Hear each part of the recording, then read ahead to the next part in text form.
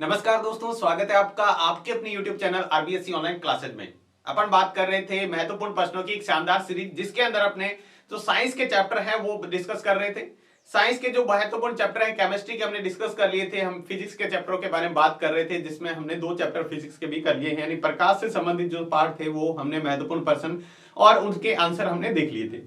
आज अपन बात करेंगे 12वां जो चैप्टर है आपका, उसके महत्वपूर्ण प्रश्न और साथ में उसका क्या हल है वो भी देखेंगे। तो उससे पहले हम जान लेते हैं ब्लूप्रिंट के हिसाब से आपका ये चैप्टर कितने मार्क्स का है और किस किस तरह से नंबर आने वाले हैं, इसके क्वेश्चन नंबर कैसे आने वाले हैं।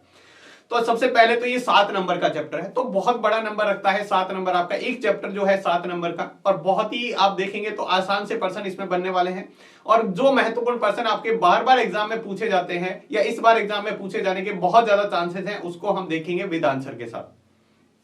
तो पूरा वीडियो ध्यान से देखिएगा। अगर पूरा वीडियो ध्यान से देखेंगे तो निश्चित तौर पे आपको इससे बहुत ज्यादा फायदा होने वाला है। तो इसके अंदर ब्लूप्रिंट के हिसाब से 3 एक नंबर के प्रश्न, एक ऑब्जेक्टिव टाइप, एक फिल इन ब्लैंक आएगा और एक आएगा आपके अति लघुतरात्मक प्रश्न। और उसके बाद में 2-2 नंबर के 2 प्रश्न आने वाले हैं। तो पर्सन को बहुत ही अच्छी तरीके से देखिएगा, हम उसी तरह से डिस्कस करेंगे जो आपके एग्जाम में आने वाले हैं उसी तरह से। तो देखिएगा, अब स्टार्ट करते हैं। हमारे सबसे पहले ऑब्जेक्टिव टाइप के पर्सन है, अति लघुतरात्मक जो पर्सन है उसके बारे में। तो सबसे पहला पर्सन है हमारा, ध्यान से देखिएगा, हमारा पहला पर्सन हमें क्या दे रखा है। पहला पर्सन हमें दे रखा है विद्युत धारा का एसआई मात्रक, SI unit of electric current. Electric current की एसआई यूनिट क्या होती है, जल्दी से आप बताइएगा। जूल होती है, वॉट होती है, एम्पियर होती है या फिर वोल्ट होती है। विद्युत धारा का एसआई मात्रक क्या होता है, एम्पियर होता है। क्या होता है, एम्पियर। विद्युत धारा का एसआई मात्रक यानी इलेक्ट्रिक करंट का एसआई यूनिट क्या होती है, एम्पियर होती है। दूसरा प्रश्न है विद्युत आवेश का एसआई मात्रक क्या होता है, SI unit of electric charge. Electric charge का जो है वो एसआई यूनिट क्या होती है, कूलाम होता है, वॉट होता है, एम्पियर होता है या फिर वोल्ट होता है। ध्यान रखना, वॉट अलग होता है और वोल्ट अलग होता है। तो आवेश की बात करें तो चार्ज की बात करें तो इसका मात्रक होता है कूलाम। अगला प्रश्न है विभवांतर का एसआई मात्रक क्या होता है, पोटेंशियल डिफरेंस का एसआई यूनिट क्या होती है। जूल होती है, वॉट होती है, एम्पियर होती है या फिर वोल्ट होती है। तो विभवांतर यानी पोटेंशियल डिफरेंस का एसआई मात्रक वोल्ट होता है। अगला प्रश्न है प्रतिरोध का एसआई मात्रक क्या होता है, रेजिस्टेंस का एसआई मात्रक क्या होता है, एसआई यूनिट क्या होती है रेजिस्टेंस की। तो रेजिस्टेंस की एसआई यूनिट जो होती है जूल होती है या फिर वॉट होती है, एम्पियर होती है या फिर ओम होती है। तो इसकी एसआई यूनिट होती है ओम। क्या होती है, ओम। अगला प्रश्न है प्रतिरोधकता का एसआई मात्रक क्या होता है, रजिस्टिविटी का एसआई यूनिट क्या है। रजिस्टिविटी की एसआई यूनिट क्या है, जूल है, वॉट है, ओम मीटर है या ओम इंटू मीटर जिसको कह दो या फिर वोल्ट है। तो इसका मात्रक होता है ओम इंटू मीटर या ओम मीटर जिसको हम कह सकते हैं। अगला है विद्युत शक्ति का एसआई मात्रक क्या है, इलेक्ट्रिक पावर की एसआई यूनिट क्या होती है। इलेक्ट्रिक पावर की जूल होती है, वॉट होती है, एम्पियर होती है या फिर वोल्ट होती है। तो विद्युत शक्ति की यानी शक्ति का मात्रक क्या होता है, वाट होता है। क्या होता है, वाट होता है। तो इन प्रश्नों का एसआई यूनिट आपको एक तरह से अच्छे से याद रखनी है। 1 नंबर के प्रश्न इसमें पूछे जाने के बहुत ज्यादा चांसेस हैं। अगला प्रश्न हम बात करते हैं, जो अगला हमारा प्रश्न है महत्वपूर्ण, वो हमें प्रश्न दे रखा है बल्ब के तंतु को बनाने में उपयोग किया जाता है। किसका उपयोग किया जाता है, the filament of a bulb is used to make, यानी बल्ब के फिलामेंट को बनाने के लिए किसका यूज किया जाता है, चांदी का यानी सिल्वर का, तांबा यानी कॉपर का, टंगस्टन या फिर लेड का। तो जो फिलामेंट होता है वो क्या होता है, जल्दी से पिघलता नहीं है, उसका गलनांक जो है मेल्टिंग पॉइंट बहुत ज्यादा होता है, वो होता है टंगस्टन। किसका यूज किया जाता है, टंगस्टन का। जो बल्ब का फिलामेंट होता है वो टंगस्टन का बना होता है।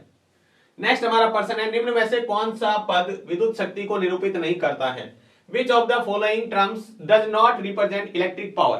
पावर यानी हम बात करते हैं P बराबर कौन सा सूत्र नहीं होता है, हमने P बराबर VI याद कर रखा है। तो ये तो है ही है, मतलब कौन सा नहीं है। अब V की जगह हम क्या रख सकते हैं, IR। V की जगह हमने रखा IR इंटू I, तो ये क्या हो जाएगा I स्क्वायर R हो गया। ठीक है, तो ये दूसरा प्रश्न हो गया। इस तरह से हम एक, अगर यहां पर I की जगह रख दे तो V अपॉन R होता है, I की जगह रखे तो क्या हो जाएगा V upon V into V upon R। तो ये क्या हो जाएगा V स्क्वायर अपॉन R। ठीक है, तो ये भी हो गया। तो यानी तीनों हो रहे हैं, जबकि I R स्क्वायर नहीं हो रहा, तो ये इसका ऑप्शन हो जाएगा I R स्क्वायर। यानी कौन सा ऑप्शन नहीं है, V बराबर I स्क्वायर R नहीं होता है। V बराबर I स्क्वायर R नहीं होता है,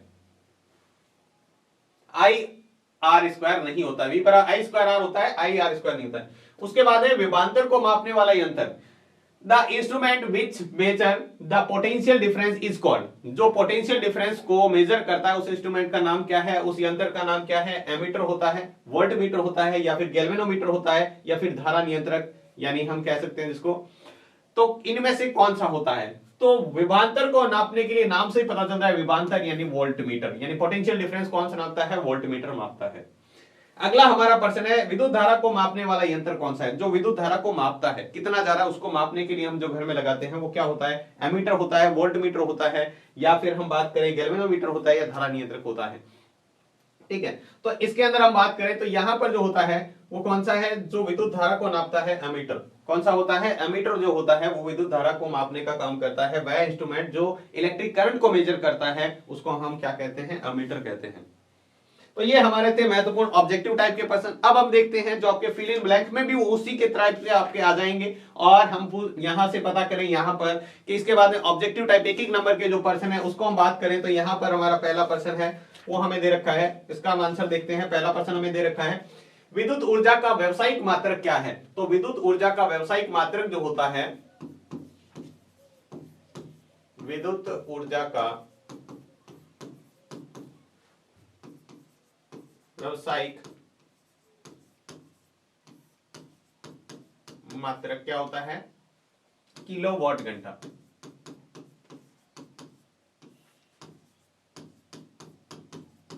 होता है, या जिसको हम कहते हैं KWH भी जिसको लिख सकते हैं, KWH लिख दो या किलोवाट घंटा भी लिख सकते हैं, या हम इसको यूनिट भी कहते हैं।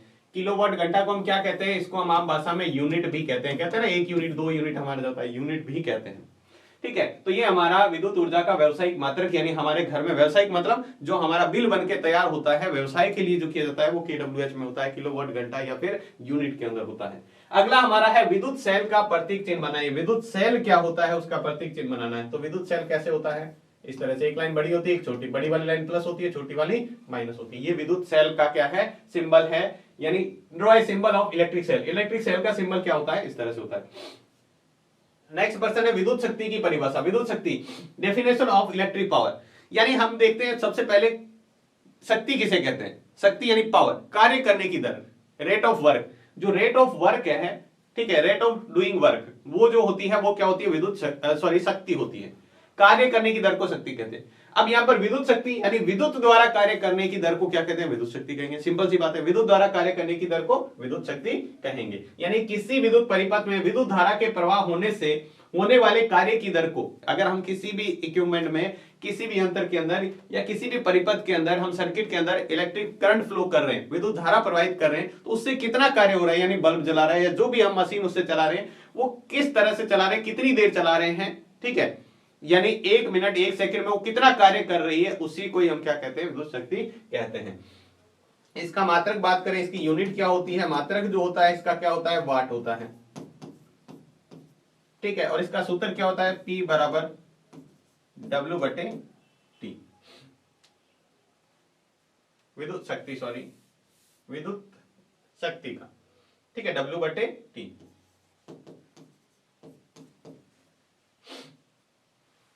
अगला है विद्युत धारा का सबसे अच्छा चालक कौन सा है। विद्युत धारा का सबसे अच्छा चालक कौन सा होता है, तो इसका जो आंसर हो जाएगा वो हमारा हो जाएगा विद्युत धारा का सबसे अच्छा चालक चांदी। ये हम तीसरे चैप्टर में भी पढ़ के आए थे। जो थर्ड चैप्टर है हमारा धातु है, धातु वाला, वहां पर भी पढ़ के आए। विद्युत धारा का सबसे अच्छा चालक कौन होता है, चांदी होता है, सबसे अच्छा चालक है चांदी। नेक्स्ट हमारा प्रश्न है जिसमें हमें लिखा हुआ है जूल का तापीय नियम पर आधारित 2 युक्तियां लिखिए। जो जूल के ताप नियम पर आधारित 2 युक्तियां हैं उसका नाम लिखना है। कौन कौन से तापीय नियम पर आधारित है, तो इसका हम देखें तो पहला हमारा नाम आ जाता है जो हम जानबूझ के गर्म करने के लिए काम में लेते हैं, जैसे हम कह सकते हैं विद्युत हीटर हो गया, विद्युत हीटर हो गया। और दूसरा हम यहां पर लिख सकते हैं, दूसरा जो हमारा है वो हम लिख सकते हैं प्रेस, लिख सकते हैं विद्युत प्रेस जो हो गया। प्रेस जो है वो काम में ले सकते हैं, प्रेस यानी इलेक्ट्रिक प्रेस जो होती है वो काम में ले सकते हैं। आप विद्युत केतली लिख सकते हो, ठीक है।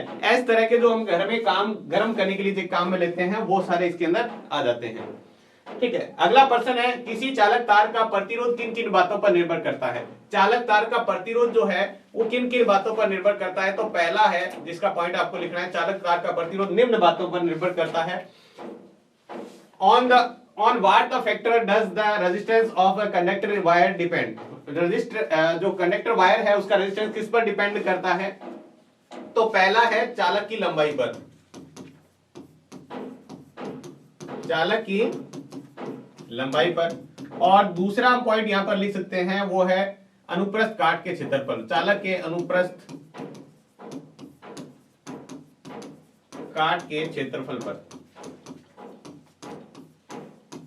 दो पॉइंट आप लिख दीजिएगा, दो पॉइंट हम लिख सकते हैं आराम से, आप लिखना चाहे तीसरा लिख सकते हैं, ताप पर भी निर्भर करता है, ठीक है। तो ये हम लिख सकते हैं कि जो चालक तार का प्रतिरोध होता है वो चालक की लंबाई पर यानी कितना लंबा है और उसके अनुप्रस्थ काट के क्षेत्रफल पर भी निर्भर करता है, इन दो चीजों पर निर्भर करता है। अगला हमारा 7वां प्रश्न है परिवर्ती प्रतिरोध या धारा नियंत्रक का प्रतीक चिन्ह। आपको सिंबल बनाना है, ठीक है, वेरिएबल रेजिस्टर या करंट कंट्रोलर का, दोनों में से आपको बनाना है। तो वेरिएबल रेजिस्टेंस का कुछ इस तरह से होता है, देखिएगा ऐसे बना सकते हो या फिर आप इस तरह से भी बना सकते हो इसको, ये दो, ठीक है, धारा नियंत्रक या फिर हम कहें परिवर्ती प्रतिरोध, तो इस तरह से बना सकते हैं। अगला हमारा 1 नंबर का प्रश्न जो है विद्युत धारा की परिभाषा लिखिए। विद्युत धारा की परिभाषा क्या होती है? Definition of electric current, electric current की डेफिनेशन क्या होती है? आवेश के प्रवाह की दर को हम क्या कहते हैं? विद्युत धारा।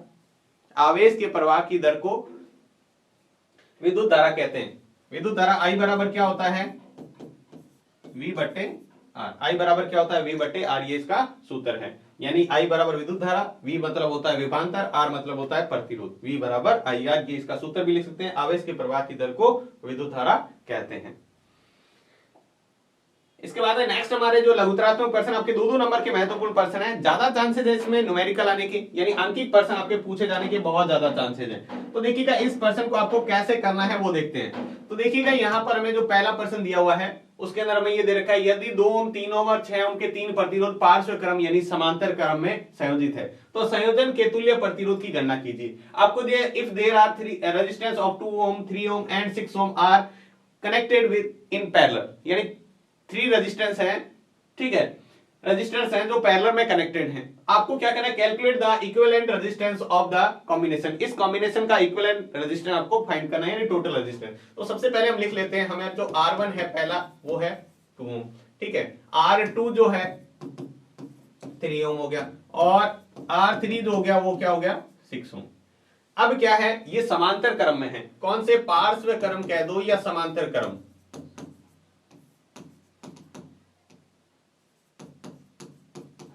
टोटल रेजिस्टेंस यानी तुल्य प्रतिरोध, या इसको हम कहते हैं इक्विवेलेंट रेजिस्टेंस, क्या होगा?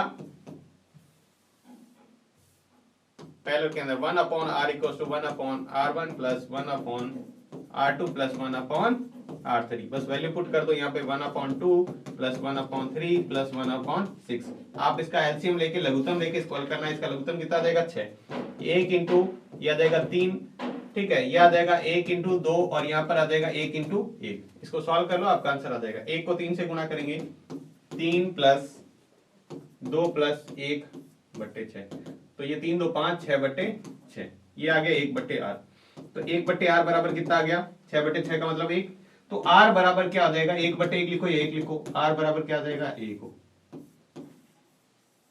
टोटल रेजिस्टेंस कितना है? 1 ओम का रेजिस्टेंस है। इसमें टोटल रेजिस्टेंस कितना हो जाएगा? तुल्य प्रतिरोध या इक्विवेलेंट रेजिस्टेंस हो जाएगा 1 ओम। इस तरीके से आप इस सवाल को कर सकते हो। सिंपल सा सवाल था। नेक्स्ट हमारा महत्वपूर्ण सवाल है वो है विद्युत परिपथ के लिए ओम का नियम लिखिए और इसके लिए आवश्यक सूत्र लिखिए। ओम का नियम आपको लिखना है, ओम का नियम क्या है और उसका सूत्र लिखना है। आपको दिया हुआ है right Ohm's law for an electric current and also right the necessary formulas for this. इसके लिए नेसेसरी फॉर्मूला लिखना है, ओम्स लॉ लिखना है आपको। तो ओम का नियम क्या है वो देखो, यहां पर ये लिखना है ओम का नियम, निश्चित ताप पर यानी एक फिक्स टेम्परेचर पर किसी विद्युत परिपथ में चालक तार के सिरों पर, जो चालक तार है उसके सिरों पर उत्पन्न विभवांतर यानी जो कंडक्टर है, ठीक है, उसके टर्मिनल्स पर जो पोटेंशियल डिफरेंस है वो और उसमें फ्लो होने वाला करंट, दोनों क्या होते हैं? एक दूसरे के प्रोपोर्शनल होते हैं। यानी उसके चालक तार के सिरों पर उत्पन्न विभवांतर उसके प्रवाहित धारा के समानुपाती होता है। किसी चालक तार के सिरों पर उत्पन्न विभवांतर उसमें प्रवाहित होने वाली धारा के समानुपाती होता है। समानुपाती का मतलब क्या होता है? प्रोपोर्शनल का मतलब क्या होता है? एक चीज को बढ़ाएंगे तो दूसरी अपने आप बढ़ जाएगी। यानी आप विभवांतर को बढ़ाएंगे तो धारा बढ़ जाएगी, ठीक है, और कम करेंगे तो वो कम हो जाएगी, ठीक है, अर्थात आप लिख सकते हैं V बराबर V समानुपाती I, ये प्रोपोर्शनल का साइन होता है समानुपाती का। ठीक है, अब हम क्या करते हैं, यहाँ पर ये समानुपाती का चिन्ह हटाने के लिए हमने क्या किया, यहाँ पे बराबर का चिन्ह लगाने के लिए एक नियतांक लगाया है, कांस्टेंट लगाया है, जिसको हम R कहते हैं। क्या कहते हैं? R। और R का मतलब यहाँ पे क्या होता है? प्रतिरोध, रेजिस्टेंस। यहां एक क्या है, नियतांक कह दो या स्थिरांक कह दो, जिसको हम कहते हैं प्रतिरोध। प्रतिरोध क्या कहते हैं? प्रतिरोध कहते हैं। तो यहां पर हम V बराबर, हम जो फॉर्मूला पढ़ते हैं वो पढ़ते हैं IR, ये ओम का नियम है। V बराबर IR हमें याद रखना है। R का मतलब क्या होता है? प्रतिरोध। प्रतिरोध क्या होता है? यहां पर प्रतिरोध ये धारा को नियंत्रित करने का काम करता है। यहां पर R का मान निकालना चाहे, प्रतिरोध बराबर क्या हो जाएगा? V को इधर रखेंगे, I इधर आएगा तो भाग में, तो R बराबर क्या होता है? V बटे I। ये हमने फॉर्मूला लिख दिया और इसके अंदर ये जो है ओम का नियम लिख दिया। 2 नंबर में आपसे पूछा जाएगा तो आप इतना लिख सकते हैं। इसके बाद में अगला है 3 प्रतिरोध आपको दे रखे हैं। ठीक है, 5 ओम, 10 ओम और 30 ओम श्रेणी क्रम में लगे हुए हैं। ठीक है, 12 वोल्ट की बैटरी से संयोजित किया गया, तो परिपथ में प्रवाहित कुल धारा ज्ञात कीजिए। The 3 resistance 5 ohm, 10 ohm and 30 ohm are connected in series to a 12 volt battery. जो 3 रेजिस्टेंस है वो एक 12 वोल्ट की बैटरी से यानी 12 वोल्ट की बैटरी से कनेक्टेड है। Find the total current flowing in the circuit. इस सर्किट के अंदर फ्लो होने वाले टोटल आपको करंट है वो फाइंड करना है। तो सबसे पहले हम लिख लेते हैं वही इसी तरह, R1 कितना है? 5 ओम है। R2 कितना है? 10 ओम है। और R3 कितना है? 30 ओम है। ठीक है, और V बराबर कितना है? 12 वोल्ट। तो सबसे पहले हम लिखाते हैं श्रेणी क्रम में, अगर वो श्रेणी क्रम में यानी सीरीज में है तो R बराबर क्या होता है? R1 plus R2 plus R3। यानी जब भी सीरीज के अंदर कोई कनेक्टेड है रेजिस्टेंस, यानी जब प्रतिरोध श्रेणी क्रम में जुड़े हुए हैं तो आपको सीधा प्रतिरोध जोड़ देना है। समांतर क्रम में तो 1/R बराबर 1/R1 plus 1/R2 plus 1/R3 लगाते हैं, जबकि इसमें सीधा जोड़ देना। तो ये कितना हो जाएगा? 5 प्लस 10 प्लस 30, टोटल कितना हो जाएगा? 45 ओम। R बराबर कितना हो गया? टोटल 45 ओम। अब हमें क्या करना है? हमें निकालना है ओम के नियम से, धारा का मान निकालना है ना, ओम के नियम से, ओम्स लॉ। हमें क्या निकालना है? I। I बराबर क्या होता है? V बट्टे R। I बराबर क्या होता है? दोबारा से लिख देते हैं, I बराबर होता है V बट्टे R, ओम के नौ से यहाँ पे, क्योंकि V बराबर क्या होता है? IR। इससे I का मान निकालेंगे, R इधर भाग में आ जाएगा। V का मान कितना है? V का मान हमने निकाला है यहाँ पे 12 वोल्ट है। ठीक है, और टोटल रेजिस्टेंस जो है वो है 45। इसको डिवाइड करेंगे तो हमारा आंसर आ जाएगा। अब आप इसको डिवाइड करके और आंसर निकालेंगे तो आंसर हमारा एम्पियर के अंदर आ जाएगा। लगभग आ जाएगा 0.2 आ जाएगा 90। डिवाइड करके देख लेते हैं 12 को 45 से, तो 0 लगाया, पॉइंट लगा के तो ये आ जाएगा 90। कितना बचा यहाँ पे? 30। फिर यहाँ पे एक और 0 लगाया,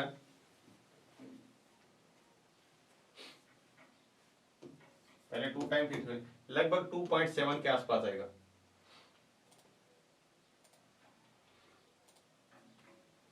लगभग 2.7 या 6 के आसपास आ जाएगा। तो हमारा आंसर लगभग ये बता रहा है 2.7 या 2.6 के आसपास आएगा। इसके बाद में हम लगा देंगे ए का मतलब होता है एम्पियर। ये हमारी क्या आ गई, इसके अंदर टोटल कितनी करंट फ्लो हो रही है, कितनी विद्युत धारा बह रही है, वो हमने निकाल दिया। तो 2 नंबर में बहुत ही सिंपल सा, पहले तुल्य प्रतिरोध, कुल प्रतिरोध निकाल लो इसका।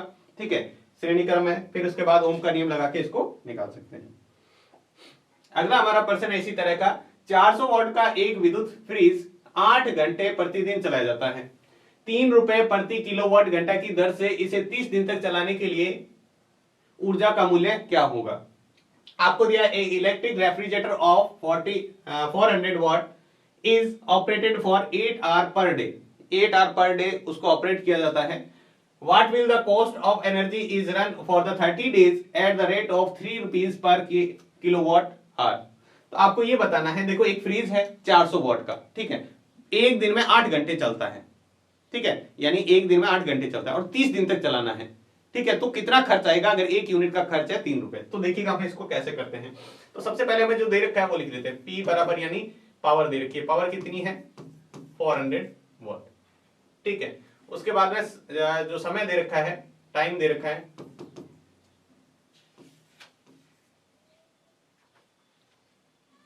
8 घंटे प्रतिदिन।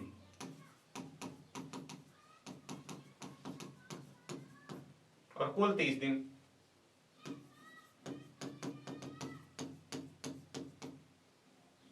ठीक है, और दर कितनी है, रेट कितनी है, 3 रुपए प्रति किलोवाट घंटा, 1 यूनिट का इतना है। तो देखिएगा, हम निकालना है विद्युत ऊर्जा, इलेक्ट्रिक करंट। विद्युत ऊर्जा क्या होता है, विद्युत ऊर्जा बराबर होता है हमारे यहां शक्ति, विद्युत शक्ति,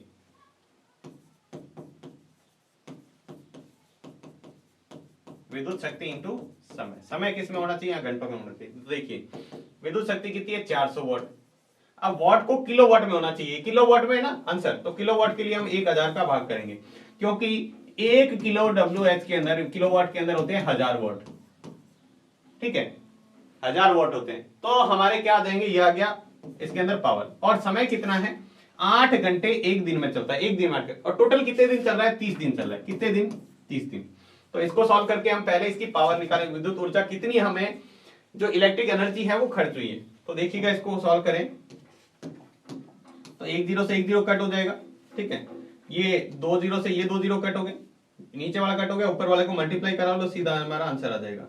ठीक है, कितना आया है, 4 को 8 से गुणा करेंगे, या 3 को 4 से गुणा करो 12, 12 को 8 से गुणा करो, 12 8 96, कितना आ गया, 96 यूनिट आ गया, या किलोवाट घंटा लिख दो, 96 यूनिट हमारा टोटल 96 यूनिट आया। ये तो हमारा यूनिट आया। अब क्या है, 1 यूनिट का खर्च कितना है, 1 यूनिट का मूल्य या खर्च कितना है, 3 रुपए। ठीक है, तो कुल खर्च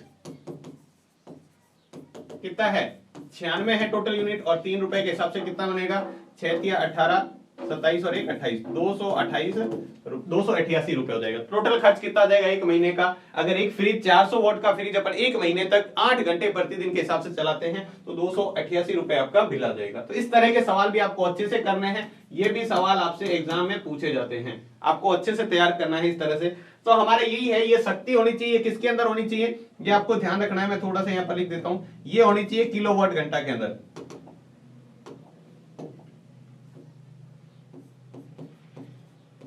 KWH के अंदर, और समय किसमें होना चाहिए, घंटे में होना चाहिए, आवर्स के अंदर होना चाहिए। ये इन दोनों की मल्टीप्लाई, अगर ये वॉट में दे रखा है, वॉट को किलोवाट में चेंज करने के लिए हमने 1000 का भाग किया यहाँ पे। ठीक है, तो इस तरीके से कर पाएंगे।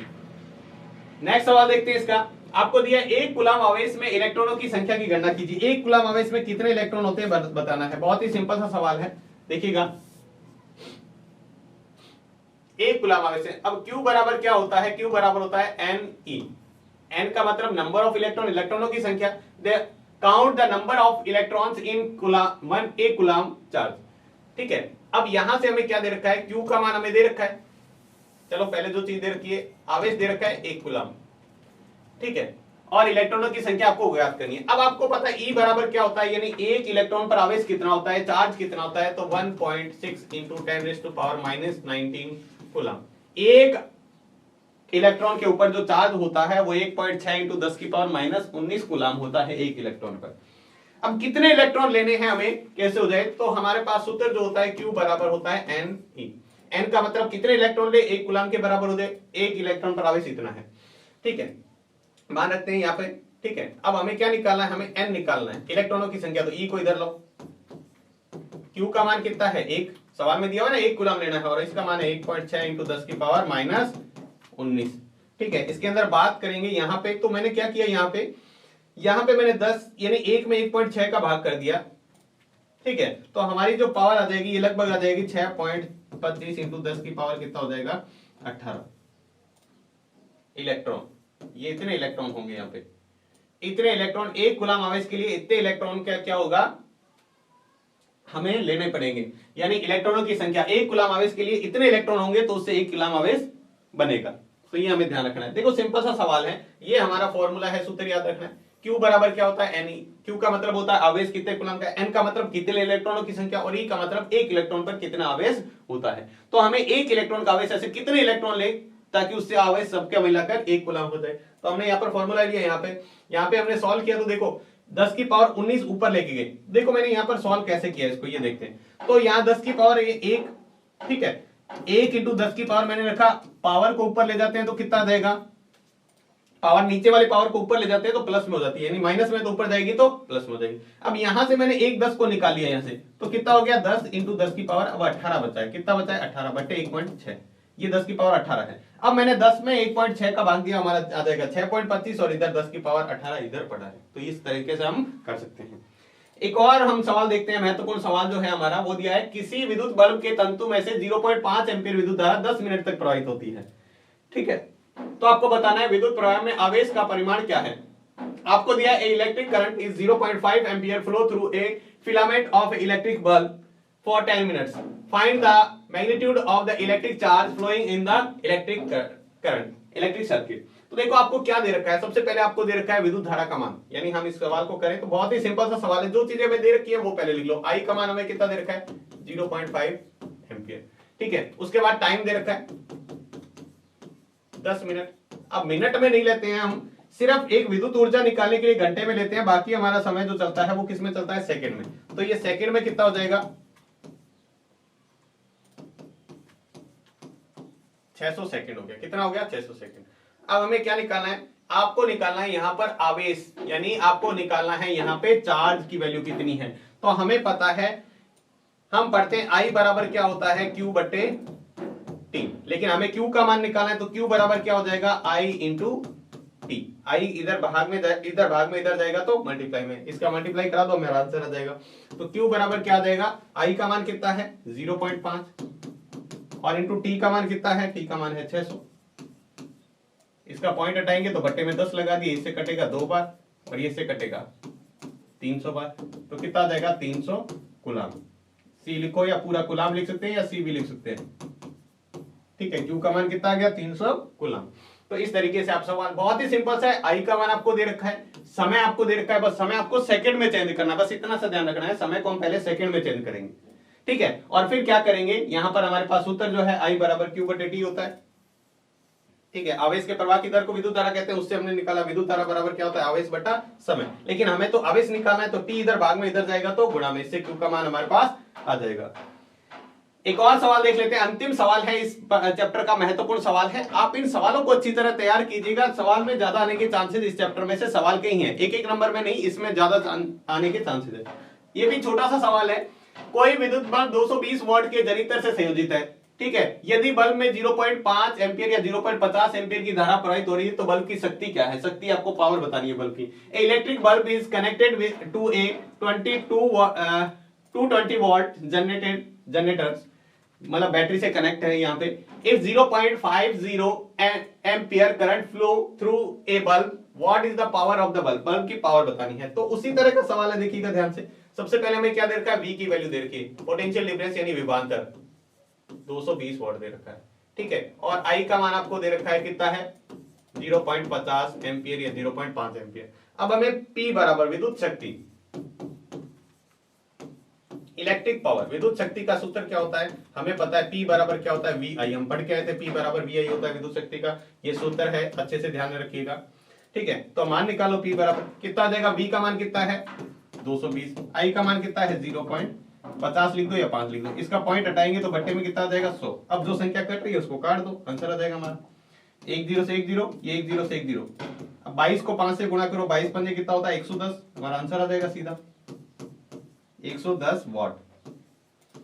110 वॉट, वॉट क्या होता है शक्ति का मात्रक। लास्ट में आप जब भी ये सवाल आते हैं इसमें मात्रक जरूर लगाना है आपको, अच्छे से मात्रक लगाएंगे तभी आपको पूरे नंबर मिलेंगे, अदरवाइज आपका आधा नंबर कट सकता है मात्रक नहीं लगाने पे। या फिर आपका सवाल ध्यान रखना है, अगर आपके सवाल में बीच में थोड़ी बहुत मिस्टेक भी हो जाती है तो आप मात्रक वगैरह सही लिखेंगे तो आपके नंबर मिलने के पूरे चांसेस हैं। तो आप इन 12वें चैप्टर में अगर इन प्रश्नों का भी अच्छे से अध्ययन कर लेते हैं तब भी आप इस चैप्टर में अच्छे नंबर ला सकते हैं। यहां तक कि आप इन प्रश्नों का अच्छे से अध्ययन कर लेते हैं तो पूरे में से पूरे नंबर भी आप क्या सकते हैं। तो अगर आप इन महत्वपूर्ण प्रश्नों का अध्ययन करते हैं, जो चैप्टर वाइज हमारी सीरीज चल रही है, तब भी आपने अभी अगर बहुत कुछ नहीं पढ़ा है अभी भी आप अच्छे नंबर ला सकते हैं। इन प्रश्नों का आप अच्छी तरह अध्ययन कीजिएगा। ठीक है, तो आज की वीडियो में बस इतना ही, मिलते हैं नेक्स्ट वीडियो में नए चैप्टर के महत्वपूर्ण प्रश्नों के साथ, तब तक के लिए धन्यवाद।